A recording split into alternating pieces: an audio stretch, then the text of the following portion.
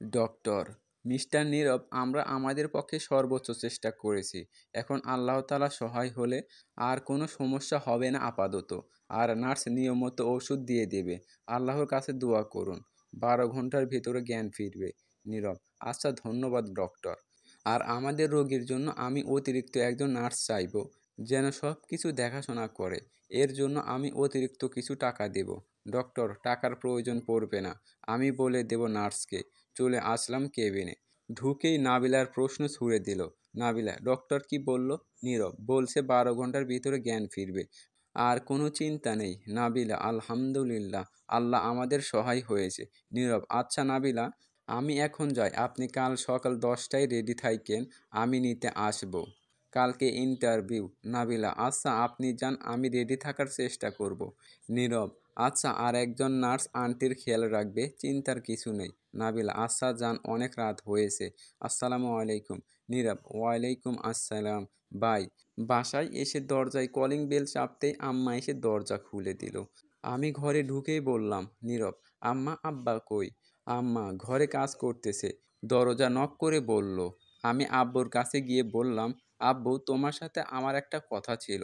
আব্বা: আব্বা, আগে বল, চাঁদ আজ কোন দিক থেকে উঠেছে? এত তাড়াতাড়ি বাসায় ফিরলি যে? নীরব: আমার কথা শোনো, কাল থেকে আমি অফিস চালাবো, তুমি বাসায় থাকবা। ম্যানেজারকে বলে দিও কালকে নতুন বস আসবে। আব্বা: এই ওয়েট ওয়েট, তুই এই দিকে আয়, আগে দেখি তোর শরীর ঠিকঠাক আছে নাকি। নীরব: আব্বা, আমার সবই ঠিক আছে, তুমি শুধু ম্যানেজারকে বলে দাও। আব্বা: আচ্ছা, বলে দেব না, কিন্তু তোরে এত করে বলার পরও তুই অফিসে যাবি না বলে যাবিই না। আজ কেন হঠাৎ যেতে পাগল হলি? তোর মতলব কি বলতো? নীরব: আমার একটা অনুরোধ আছে তোমার কাছে শুধু। আব্বা: সেটা তো প্রথমেই বুঝতে পেরেছি, বলে ফেল। নীরব: আসলে আব্বা, একটা মেয়ের একটা চাকরির খুব প্রয়োজন। আমি চাই তাকে সাহায্য করতে। আমি বস হয়ে গেলে আমার একজন অ্যাসিস্ট্যান্ট হিসেবে আমি ওকে একটা চাকরির সুযোগ দিতে চাই। আব্বা: বুঝলাম, কিন্তু পুরো ঘটনা খুলে বল। নীরব: আসলে আব্বা, মেয়েটাকে আমার খুব পছন্দ। ওর বাবা নেই, মা আর একটা ছোট বোন আছে শুধু। ওর মা খুব অসুস্থ, কাল রাতে ওর মাকেই হসপিটালে। এরপরে সব বললাম। আব্বা: আচ্ছা, যে মেয়েটাকে সাহায্য করার জন্য তুই তোর খারাপ অভ্যাসগুলোর পরিবর্তন করতে চেষ্টা করছস, ওর চাকরি ফাইনাল। আর কাল থেকে তুই খন্দকার ইন্ডাস্ট্রির পরিচালক হিসাবে তুই কাল থেকে অফিসে যাবি। আমি ম্যানেজারকে বলে দেবনি। এখন যা, তাহলে ঘুমা, কাল থেকে তোর নতুন অধ্যায় শুরু। নীরব: লাভ ইউ আব্বু। আচ্ছা, তুমি ম্যানেজারকে বলে দিও আমাকে যেন সব কিছু বুঝিয়ে দেয়। উঠে আমার ঘরে চলে যেতে পা বাড়াতেই আম্মা বলে উঠল, আম্মা: কি রে, মেয়েটার ছবি আছে তোর কাছে? নীরব: না মা, নেই। কিন্তু কেন? মার কথায় মনে পড়লো সিবির সাথে তো ছবি আনতে মনে নাই। আব্বু: ও আচ্ছা, তোর জানা লাগবে না। নীরব: আচ্ছা আব্বু, সিবিতে ছবি না দিলে কি হবে না? আসলে মেয়েটা পর্দা করে তো তাই। আব্বা: তোর যদি মনে হয় যে না, কোনো সমস্যা নেই, বিশ্বাস করস, তাহলে প্রয়োজন নেই। কিন্তু আমি বলবো ফর্মালিটির জন্য হলেও একটা ছবি দিতে। পর্দা করা অবস্থা হলেও হবে। আম্মা: মাশাআল্লাহ, মেয়ে পর্দা করে, ভালোই তো। আম্মু খুব খুশি হলো। নীরব: আমি এখন গেলাম, অনেক রাত হয়েছে। জীবনের প্রথম এত বড় একটা দায়িত্ব কাঁধে নিচ্ছি, জানি না কতটুকু সফল হতে পারি। যাই হোক, এখন থেকে চিন্তা করলে হবে না, সব পরিস্থিতিতে আত্মবিশ্বাস রাখতে হবে, আস্থা হারালে হবে না। এখন একটু ঘুমের প্রয়োজন।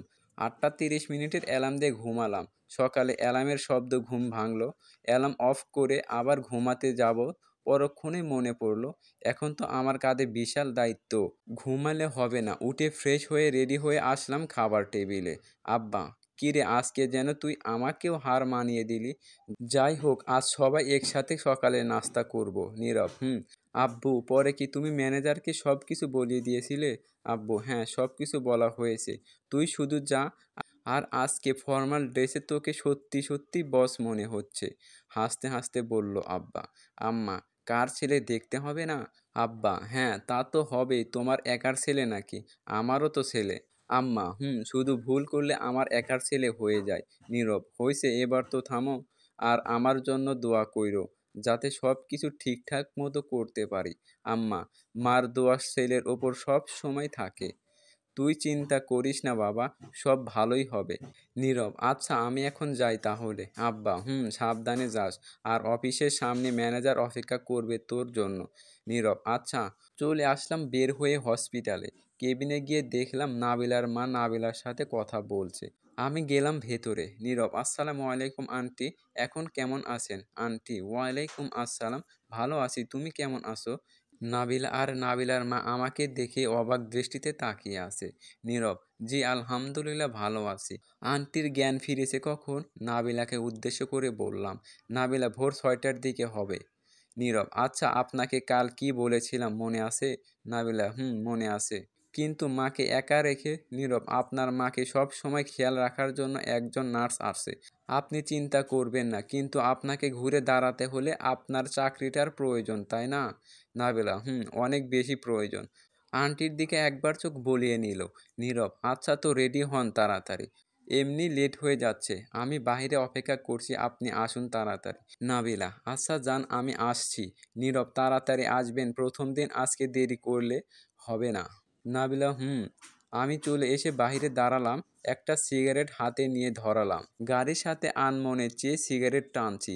পেছন থেকে ভেসে আসলো, সিগারেট খাওয়া কি ছাড়া যায় না? পিছনে ফিরে দেখলাম নাবিলা। নীরব: সব জিনিস চাইলেও ছেড়ে দেওয়া বা ভুলে যাওয়া যায় না, কিছু জিনিস সব সময় আগলে রাখতে হয়, কারণ দুঃখর সময় যে সেই জিনিসগুলোই শেষ ভরসা হয়ে যায়। নাবিলা: তা ঠিক, কিন্তু সিগারেট স্বাস্থ্যের জন্য ক্ষতিকর, জেনে শুনে নিজের ক্ষতি করবেন না। নীরব: জেনে শুনে আমরা নিজের কত ক্ষতি না করি, এ আর এমন কি ক্ষতি? আচ্ছা চলুন, দেরি হয়ে যাচ্ছে, তার ওপর আপনার ছবি তুলতে ভুলে গিয়েছিলাম। নাবিলা: আমি ছবি তুলতে চাই না। নীরব: ছবি ছাড়া সিভি অসম্পূর্ণ, কেউ নিতে চাইবে না তো। আমি আমার ফোন দিয়েই তুলে সেটা পিন করে নেব, পর্দা করা অবস্থায়, আপনার সমস্যা হবে না। নাবিলা: আচ্ছা ঠিক আছে। নীরব: বলে গাড়ি স্টার্ট দিলাম, একটা দোকান থেকে ছবি তুলে প্রিন্ট করলাম। মেয়েটা ক্যামেরার চোখ তুলে তাকানোর জন্য যেন যুদ্ধ করলো, তারপরও সুন্দর দেখাচ্ছে ছবিতে, যদিও শুধু চোখ ছাড়া কিছুই দেখা যাচ্ছে না। নীরব: আপনি গাড়িতে উঠে বসেন, আমি একটু আসছি। নাবিলা: আচ্ছা। একটা ফুলের দোকান থেকে একটা ফুল কিনে নিলাম, এনে গাড়ির সামনে রেখে গাড়ি ছাড়লাম। নাবিলা: ফুল আনলেন কেন? নীরব: একটা প্রয়োজনে এনেছি। নাবিলা: আচ্ছা। নীরব: শোনেন, আমি আপনাকে অফিসের সামনে ছেড়ে দিয়ে আসব, পরে আমার একটা কাজ আছে, ওইখানে যেতে হবে, আপনার সিভিটা নিয়ে আপনি ভেতরে চলে যাবেন। নাবিলা: আচ্ছা ঠিক আছে। নীরব: আর ভয় পাওয়ার কোনো দরকার নেই, আত্মবিশ্বাস রাখুন। নাবিলা: নীরব: এসে পড়েছি, ওই যে ওই অফিসে যান, গিয়ে বসেন, ওইখানে গিয়ে বলবেন অ্যাসিস্ট্যান্ট হিসাবে চাকরির ইন্টারভিউ দিতে এসেছি। নাবিলা: আচ্ছা আমি গেলাম, আল্লাহ হাফিজ, আসসালামু আলাইকুম। নীরব: ওয়ালাইকুম আসসালাম। আমি গাড়ি ব্রেক করে অন্য রাস্তায় ঘুরিয়ে আবার অফিসে যাচ্ছি। ওইদিকে নাবিলা অফিসের ভেতরে যেতেই শুনল আজকে নাকি নতুন বস আসবে, তাকে দেখে একজন এসে বলল, কিছু চাই আপনার? নাবিলা: আমি অ্যাসিস্ট্যান্ট হিসেবে চাকরির ইন্টারভিউ দিতে এসেছিলাম, আমি যতটুকু শুনেছি অ্যাসিস্ট্যান্ট বলে নিয়োগ দেওয়া হয়েছে। নাবিলা: ও আচ্ছা, কিন্তু আমি শিওর না, আপনি বসুন, নতুন বস আসার সময় হয়ে গিয়েছে। নাবিলা একটা ধাক্কা খেয়ে গেল, নাবিলা সিটে বসলো, ওইদিকে নতুন বস আসায় সবার আওয়াজ শোনা যাচ্ছে। তিনি ভিতর দিয়ে ঘুরে অফিসের সব কিছু পরিদর্শন করে চলে গেলেন, কিন্তু এত মানুষের ভেতরে বসকে দেখা হলো না। মন মরা হয়ে বসে আছে নাবিলা, চাকরিটা না পেলে যে তার। নীরব কি তাহলে এইসব জানতো? জানলে তো আর আমাকে পাঠাতো না। একটু পর কেউ একজন এসে নাবিলাকে বলল, আপনাকে নতুন বস ভিতরে ডাকছে। নাবিলা তার সাথে পিছনে পিছনে গেল, তিনি আমাকে ভেতরে যাওয়ার কথা বলে চলে গেলেন। নাবিলা অনেক সংশয় নিয়ে দরজায় নক করলো। Nabila: may I coming sir? Boss: yes coming. উল্টোর দিকে মুখ করে বসেছিল। Nabila: thank you sir. Boss: please sit down. সামনের দিকে ঘুরিয়ে বললাম। নাবিলা অবাক হয়ে বলল, আপনি? বস: হ্যাঁ আমি আপনার বস, রাহিয়ান রিফাত নীরব। সিভি দেখার প্রয়োজন নাই, সাইডে রেখে দিন, আজ থেকে আমি আপনার বস আর আপনি আমার পার্সোনাল অ্যাসিস্ট্যান্ট। নাবিলা: কিন্তু আমি যে এই চাকরির জন্য যোগ্য সেটা তো দেখার প্রয়োজন আছে। নীরব: আমি এখন আপনার বস, কোনো কিন্তু শুনতে চায় না, আর আপনি বাদে কেউ অ্যাপ্লাইও করেনি চাকরির জন্য, সো আপনাকে চাকরিটা দেওয়া হচ্ছে। স্যালারি নিয়ে চিন্তা করবেন না, প্রতি মাসে 5 তারিখের মধ্যে পেয়ে যাবেন। আশা করি আপনার আর কোনো সমস্যা থাকবে না। নাবিলা: কিন্তু আমার তো কোনো অভিজ্ঞতা নেই, কিভাবে কি করব বুঝিয়ে দিতে হবে। নীরব: আমারও কোনো অভিজ্ঞতা নেই, আজই প্রথম জয়েন করেছি। পেছনের ছবিটা দেখছেন না, ইনি আমার বাবা হন, এই কোম্পানির মালিক। অনেক কষ্ট করে এত বড় করেছে অফিসটা। ছবিটা আজই আমি লাগিয়েছি। আব্বুর চেয়ারে বসে অফিস চালাবো, আব্বু পাশে না থাকলে হবে? নীরব: আপাতত আপনি আমার সাথে থাকবেন সব সময়, এটা আপনার কাজ। নাবিলা: আচ্ছা, আজ থেকে তাহলে আপনি আমার বস, সুতরাং স্যার বলে ডাকবো। নীরব: অফিসের ভেতরে স্যার বললেন, আপনি করে বলতে ইচ্ছে হলে সেটাও বলতে পারেন, আমার সমস্যা নাই। নাবিলা: ওকে স্যার, আমি কোথায় থাকবো আপনি চেম্বারে থাকাকালীন? নীরব: আজকে এখানেই থাকতে পারেন, কাল থেকে আপনাকেও একটা ডেস্ক দেওয়া হবে। Nabila: okay sir. Nabila: okay sir. Nirob: আচ্ছা চলুন এখন সবার সাথে আপনাকে পরিচয় করিয়ে দিয়ে আসি। ম্যানেজারকে নিয়ে আমি নাবিলাকে সবার সাথে পরিচয় করিয়ে দিলাম আমার পার্সোনাল অ্যাসিস্ট্যান্ট হিসাবে। ম্যানেজার আমাকে টুকটাক সব বুঝিয়ে দিচ্ছে, আমিও ম্যানেজারের কথা মতো সব ঠিকঠাক মতো করলাম। দুপুর হয়ে গেছে, আমি বের হয়ে চলে আসতেই নাবিলাকে বললাম, নীরব, এই যে চলুন নাবিলা। নাবিলা: কোথায় যাব? নীরব: আপনি এখন অফিসে আসেন আর আমি আপনার বস, আপনাকে বলছি আমার সাথে আসতে। আসুন। নাবিলা: সরি স্যার, চলুন। নাবিলাকে নিয়ে গাড়ি নিয়ে বের হলাম। রাস্তায় গাড়ি থামিয়ে খাবার পার্সেল করে নিলাম। নাবিলাকে নিয়ে চলে আসলাম হসপিটালে। নাবিলা: আম্মা কেমন আছো এখন তুমি? মাইশা: আপু, আম্মা একটু আগেই ঘুমিয়েছে, আমার না খুব ক্ষুধা পেয়েছে। নীরব: মাইশা এইদিকে আসো, তোমার জন্য দেখো কি নিয়ে এসেছি। মাইশা: ভাইয়া কি এনেছো আমার জন্য? দৌড়ে আমার কাছে আসলো মাইশা। নীরব: এই নাও, এটা তোমার জন্য আর এটা তোমার আপুর জন্য। দুইটা পার্সেল দিয়ে বললাম। মাইশা: আম্মুর জন্য কিছু আনেননি? আম্মা তো কিছু খায়নি। আম্মু তো কিছু খায়নি এই কয়েকদিন ধরে। নীরব: তোমার আম্মু খাচ্ছে, ওই যে একটা প্যাকেট দেখছো না সাদা পানির মতো, ওইটা তোমার আম্মুর খাবার, ওই খাবার মুখ দিয়ে খায় না। মাইশা: ও আচ্ছা। নীরব: আচ্ছা নাবিলা, শুনুন, আমি বাসা থেকে আসতেছি, আপনি মাইশার সাথে খেয়ে নিন, আন্টির পাশে থাকেন, আমি অফিসে যাওয়ার সময় আপনাকে নিয়ে যাব। নাবিলা: আচ্ছা, আপনি যান, আমি রেডি হয়ে থাকব। আল্লাহ হাফেজ। নীরব: আচ্ছা গেলাম, আল্লাহ হাফেজ। আমি বের হয়ে রওনা দিলাম বাসার উদ্দেশ্যে।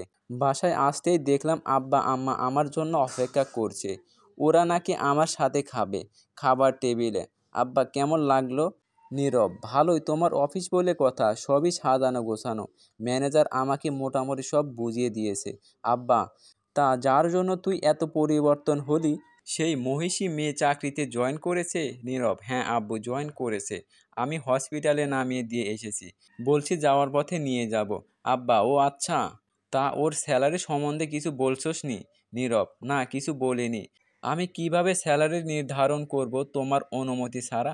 আব্বা: যেহেতু অফিসের দায়িত্ব এখন তোর কাঁধে, সুতরাং সব সিদ্ধান্ত এখন তোরই নিতে হবে। তা মেয়েটার স্যালারির কথা জিজ্ঞেস করেনি? নীরব: না, জিজ্ঞেস করেনি, চাকরি পেয়েই মহা খুশি, স্যালারি যেমনই হোক মোটামুটি একটা তো এখন থেকে পাবে, এটা ভেবে হয়তো। আব্বা: আচ্ছা, তোর মতে কত টাকা স্যালারি হলে ভালো হবে? নীরব: 25 থেকে 30 হাজার হলেই হবে। এমনিতেও তো যতটুকু শুনলাম ম্যানেজার থেকে সবারই মোটামুটি 30 হাজার ওপরে বেতন, সেই হিসাবে আমি বলবো ওকে কম করে হলেও 30 হাজার বেতন দিলে ভালো হবে। আব্বা: আমি ম্যানেজারকে বলেছি, তুই যা বলবি তাই যেন করে। দুজনের কথার মধ্যে মা বলে উঠল, আম্মা, আচ্ছা সিবির সাথে তো ছবি দেওয়ার কথা, পরে দেয়নি ছবি?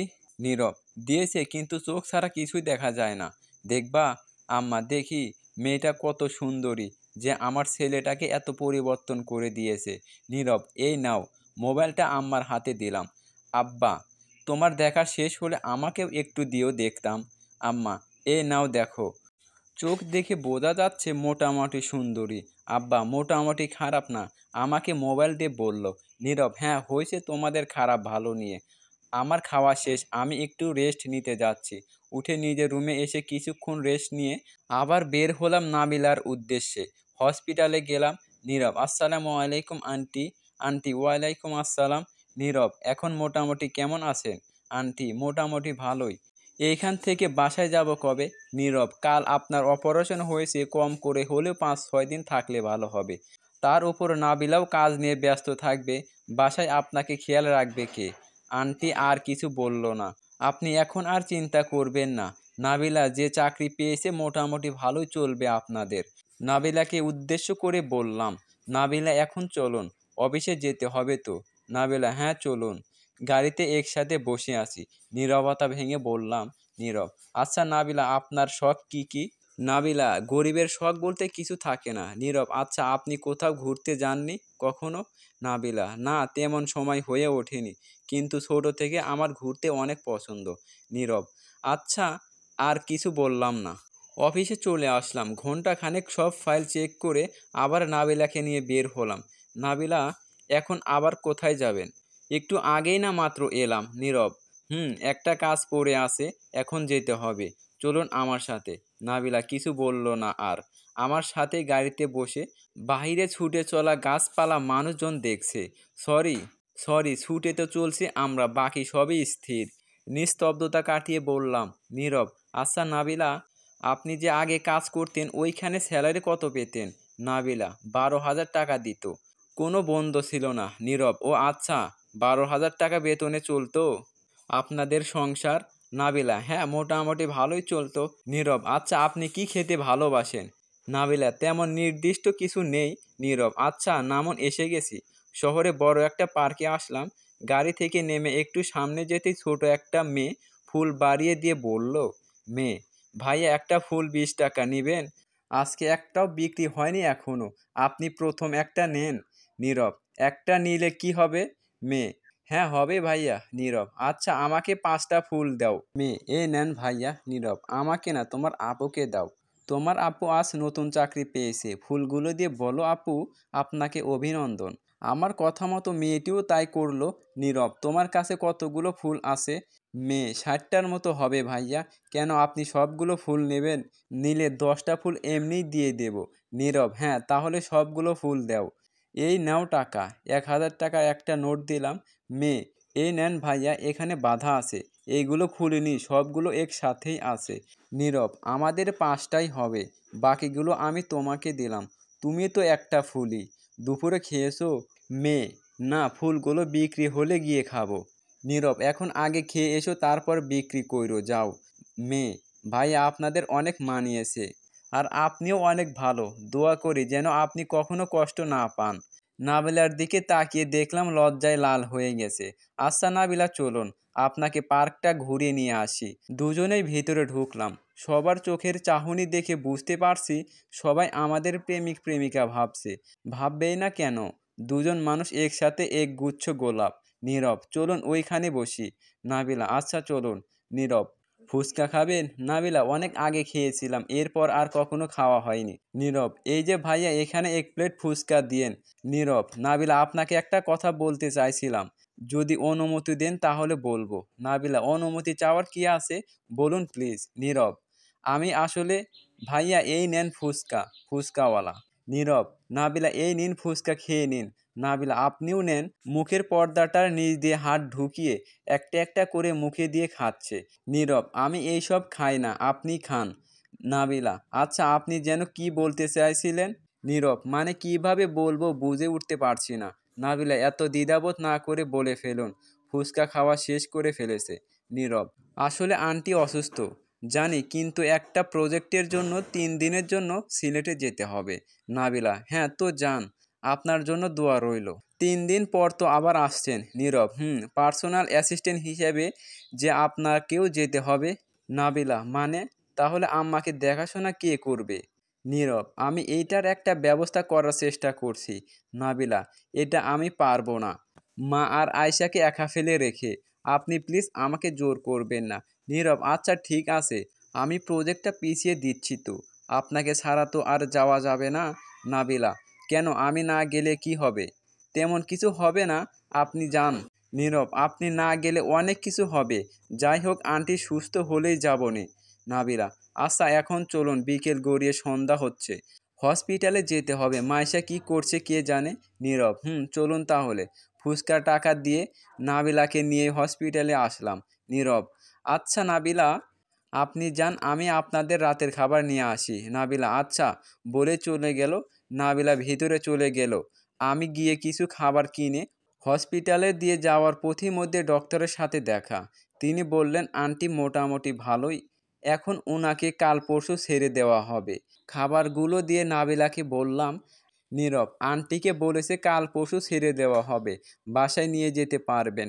নাবিলা ভালোই তো, তাহলে হসপিটালে থাকতে আমার ভালো লাগে না, তারপরও এতদিন এক প্রকার জোর করেই থাকা লাগছে। নীরব কিন্তু আপনার চাপ তো আরও বেড়ে গেল। নাবিলা কিভাবে? নীরব বাসায় রান্নার কাজ করা, অফিসে যাওয়া লাগবে, সাথে আন্টির দেখাশোনাও করতে হবে। চাপ তো বেশি। নাবিলা তা তো আগেও করা লাগতো। নীরব আচ্ছা নাবিলা, তাহলে এখন আমি আসি, কালকে আবার অফিসে যেতে হবে, রেডি থাকেন, আমি নিয়ে যাব এসে। নাবিলা আচ্ছা তাহলে এখন যান, আল্লাহ হাফেজ। নীরব বাই। বাসায় গিয়ে দরজা নক করতে আব্বা এসে দরজা খুলে দিল। নীরব অবাক হয়ে বলল, নীরব আব্বা আম্মা কোথায়, আজ তুমি দরজা খুলে দিলে যে? আব্বা তোর মার শরীরটা ভালো না, মাথা ব্যথা বলে ডক্টর এসে দেখে গেছে, বলেছে রেস্ট নেওয়ার জন্য। নীরব তুমি আমাকে কিছু বলনি কেন? রাগ করে মার কাছে যেতে যেতে বলল, আব্বা তোর মাইতে বলতে না করেছে, তাহলে আমি কি করে বলবো? নীরব হয়েছে থাক, আর বলা লাগবে না। নীরব আম্মা এখন কেমন আছো? আব্বা ডক্টর ঘুমের ওষুধ দিয়ে গেছে, এখন ঘুমাচ্ছে। নীরব ও তুমি রাতের খাবার খেয়েছো? আব্বা তোর মাকে একা রেখে আমি কখনো খেয়েছি? নীরব তুমিও পরে অসুস্থ হয়ে পড়বে, খেয়ে নাও, কিছু বলতেছি। আব্বা না রে বাপ, তুই খেয়ে নে, টেবিলে সব রাখা আছে। নীরব তোমাদের একা রেখে আমি কিভাবে খাবো? আচ্ছা তুমি এখন রেস্ট নাও, কোনো সমস্যা হলে আমাকে ডাকবে। আব্বা তুইও খেয়ে ঘুমিয়ে পড় যা। নীরব চলে আসলাম। ঘরে এসে ফ্রেশ হয়ে শরীর বিছানায় রাখতেই চোখ দুটি ঝাপসা হয়ে গেল। সারা দিনের ক্লান্তি। সকালে ঘুম থেকে উঠে ফ্রেশ হয়ে খাবার টেবিলে গিয়ে দেখলাম আব্বা আম্মাকে সাহায্য করছে। এই বৃদ্ধ সময় এসেও ওদের ভালোবাসা দেখে আমারই হিংসা হচ্ছে। নীরব এই যে, আমার তো দেরি হয়ে যাচ্ছে, একটু তাড়াতাড়ি করুন। আব্বা সরি বস, একটু লেট হয়ে গেছে মনে হয়। সব কিছু নিয়ে সে মজা করে। নীরব আচ্ছা আব্বু তোমাদের মধ্যে এত আন্ডারস্ট্যান্ডিং কিভাবে? আব্বা তোর মাকে আমি কথা দিয়েছিলাম, সে রাগ করার সময় আমি কিছু বলবো না, এবং আমি যখন রেগে যাব তখন কিছু বলবে না, সে যেন তখন চুপ থাকে।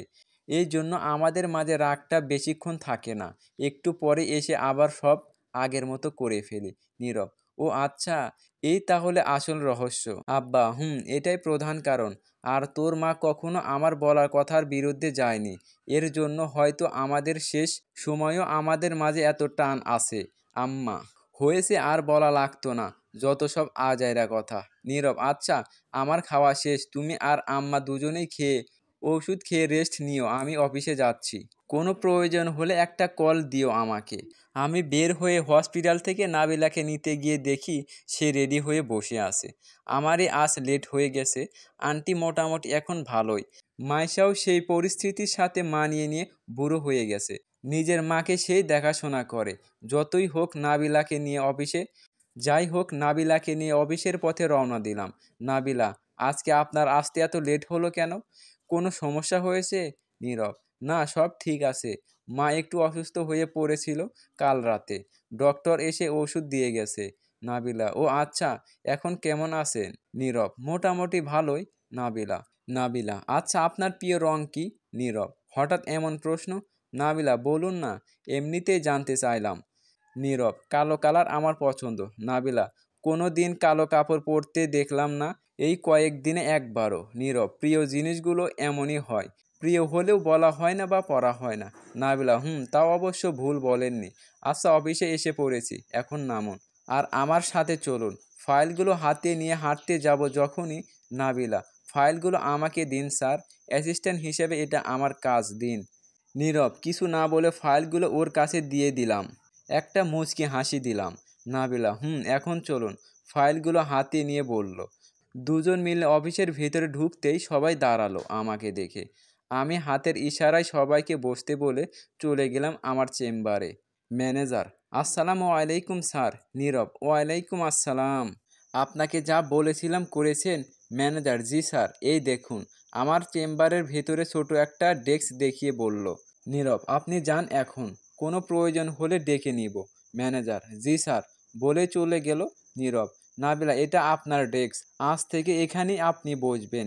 আমার প্রয়োজন হলে এখানে কলিং বেল আছে, ওইটা বাজলেই বুঝবেন আপনাকে ডেকেছি। নাবিলা: জি স্যার। ডেস্কের সিট আর টেবিলে হাত রেখে নীরব: আচ্ছা, তো আমি এখন আমার চেম্বারে গেলাম। নাবিলা: একটা কথা ছিল, বলবো? নীরব: বলুন নাবিলা। এখন এখানে কম্পিউটার রাখা আছে, আমি তো কম্পিউটার চালাতে পারি না। নীরব: আচ্ছা, একটু পর এসে আমি কিছু শিখিয়ে দিয়ে যাব।